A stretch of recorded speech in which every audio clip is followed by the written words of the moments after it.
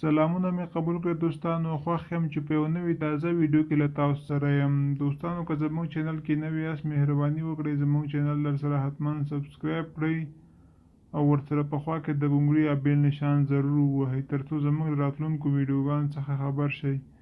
دوستانو ویډیو هم درسره لایک او شیر کړئ. ښایسته نجونو سره د واده کولو 8 جالبې ګټې. اول، د اندېښنې کمېدل.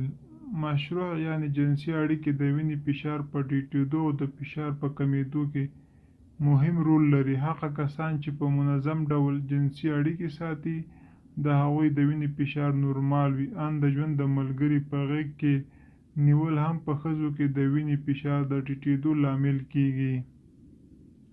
دویم، مشروع یعنې جنسي اړیکې د بدن د دفاعي سیستم د پیاوړتیا لامل ګرځي چې کولی شي د یو شمېر میکروبونو له هغې ډلې د زکام یا ریزش په وړاندې ستاسو ساتنه وکړي.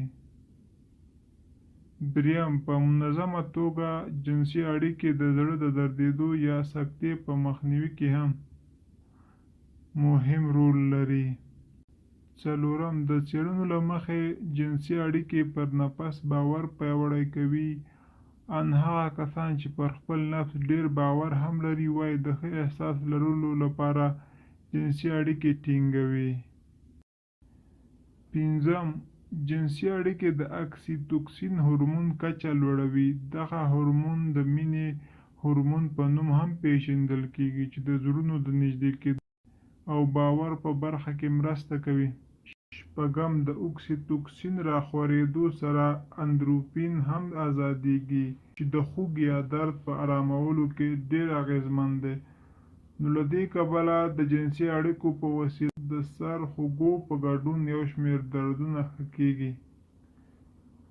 اووم، هغه نارینه چې عمر یې د 30 او 40 کلونو ترمنځ وي جنسي اړیکې د عمر په راتلونکو کلونو کې پروستات په سرطان اخته کېدو امکان راکموي.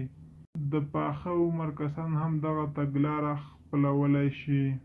اتم، څېړنو ښودلې هغه اکسیتوسین چې په خوړو کې خور شوی دی د خوب د ګډوډېدو لامل کېږي او مشروع جنسي اړیکې د هغه د ماده له وجوده باسي.